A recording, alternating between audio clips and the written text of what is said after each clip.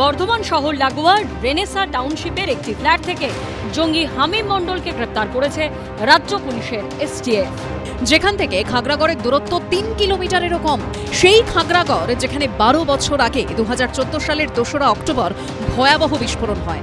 উঠে আসে বাংলাদেশের জঙ্গি সংগঠন জামাতুল মুজাহিদিন বাংলাদেশ বা জেএমবির নাম, যাদের সঙ্গে বাংলাদেশে অত্যন্ত শক্তিশালী ও সক্রিয় জঙ্গি সংগঠন আনসারুল্লাহ বাংলাদেশের টিমের সম্পর্ক অত্যন্ত জোরালো।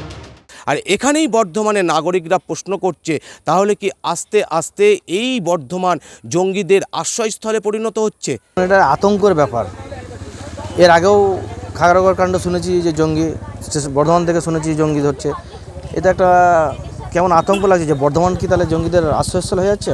সিকিউরিটি টাইট না থাকার জন্য এটা হচ্ছে। খাগড়াগড়ের ইনসিডেন্ট, সেখানেও দেখেছিলাম সেই ভাড়া, এখানেও জঙ্গি যোগ। তো স্থায়ী বাসিন্দারা এটা করতে পারে না, এটা ভাড়া ছাড়া হতে পারে না। রীতিমতো আতঙ্কে ভুগছি। শুধুমাত্র বর্ধমানেই নয়, পশ্চিমবঙ্গের নানা প্রান্তে একের পর এক জঙ্গি কিংবা তাদের লিঙ্কম্যান গ্রেপ্তার হয়েছে এর আগে। ২০২০ মার্চে উত্তর চব্বিশ পরগনা থেকে তানিয়া পারভিনকে গ্রেপ্তার করে পশ্চিমবঙ্গ পুলিশের এসটিএফ, যার সঙ্গে পাকিস্তানের একাধিক লস্কর জঙ্গির পরিচয় ছিল বলে এনআইএ সূত্রে খবর। বর্ধমান একটা আইসোলেটেড জায়গা নয়, বিভিন্ন জায়গায় এদের মডিউল ছড়িয়ে আছে। এই যে এরা কিন্তু বাড়ি ভাড়া নিয়ে কাজ করে। সুতরাং আমাদের হচ্ছে যে এদের নজরদারি, আমাদের influence both the state and central, তাদের দায়িত্ব হচ্ছে এই সব মডিউলগুলো দেখা আমাদের দায়িত্ব।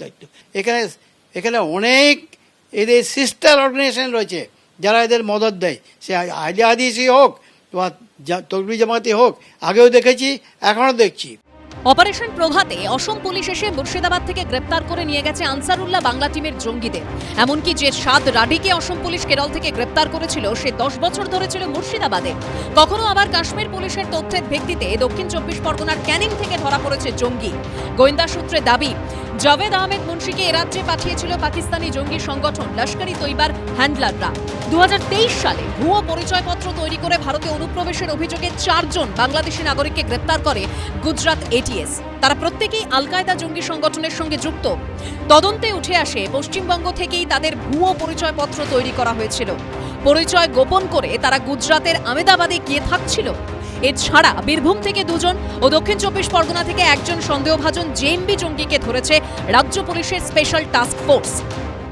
আমি প্রথম একবার যখন আমি এক নিউটনে বসতে এসেছিলাম, তখন একটা চিঠি আমি পাঠিয়েছিলাম চিফ সেক্রেটারিকে, যে খুব ভালো লাগছে দেখতে আমাদের, কিন্তু আমাদের সিকিউরিটিটা কোথায়?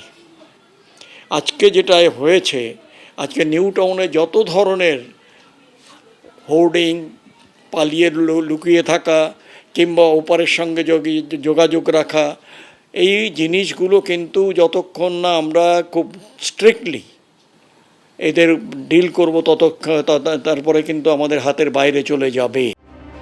সব মিলিয়ে একের পর এক জঙ্গির গ্রেপ্তারিতে পশ্চিমবঙ্গের নিরাপত্তা নিয়ে বাড়ছে উদ্বেগ। কমল কৃষ্ণ দে, ঐশী মুখোপাধ্যায় ও ঝিলম করঞ্জাইয়ের রিপোর্ট, এবিপি আনন্দ। এবিপি আনন্দ, এগিয়ে থাকে, এগিয়ে রাখে।